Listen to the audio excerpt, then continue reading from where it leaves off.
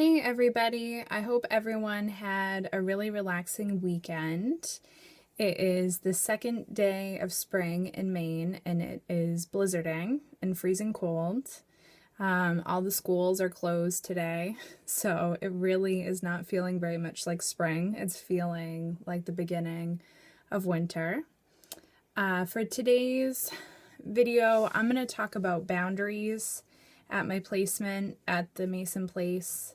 I'm going to talk about the boundaries with the staff members and the boundaries with my clients and the differences that I've seen in boundaries with my clients at Mason Place and with the boundaries I have with my clients in my HCT position as a behavioral health professional.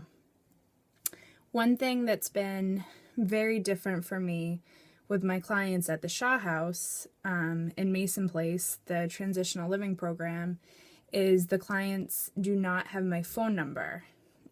So when I leave at the end of the day, I'm not going to get a text message or a phone call from them as their caseworker. So it's definitely a lot different than my position as a behavioral health professional because my clients have my phone number and have access to texting and calling me during business hours or after business hours, which I do not respond to my clients if they text me after hours. I have a really good conversation with my clients about boundaries, usually about the second session, to let them know that they can call the crisis number or 911 after hours if they are having an issue. So that's been different for me because I meet with my clients once a week and we discuss their plan, their service plan, which usually, talks a lot about housing and educational needs and medical needs. So it's been a nice change of pace, actually, to just be able to meet with my clients when I'm at the Mason Place. And then when I leave, obviously they have the support of the other staff members at Mason Place. So there are other caseworkers available if a need does arise. So that has been a really, that's been a surprise for me. It's been a lot different to be able to kind of leave work at work with my internship. So that's definitely much different.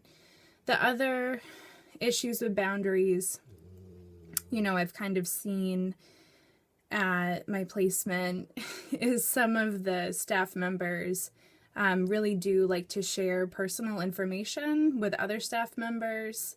And so sometimes definitely that can be a boundary issue.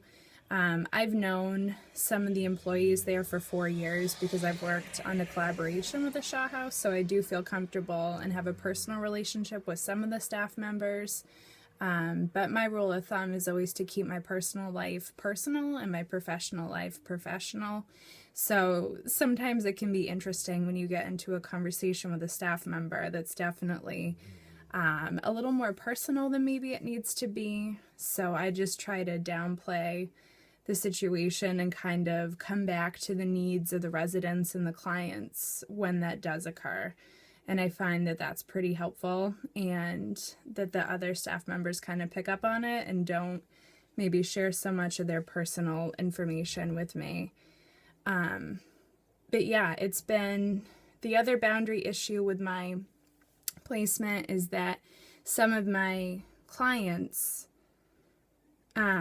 live at the Shaw House, so it can be in the shelter, so it can be interesting to kind of go in and they want to meet with me or they want to see me, but I'm really there for my internship hours and they want to be meeting with me for my professional hours. So I've really had to be good with boundaries about setting my schedule with my clients in the shelter. So that's been another boundary issue. But I've actually found in my field placement the boundary issues are much less than the boundary issues that I have in my position doing home care treatment.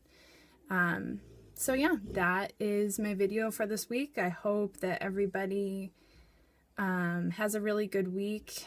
And just what are some of the boundary issues that you've run into at your field placement, and have you run into any boundary issues with some of your staff members?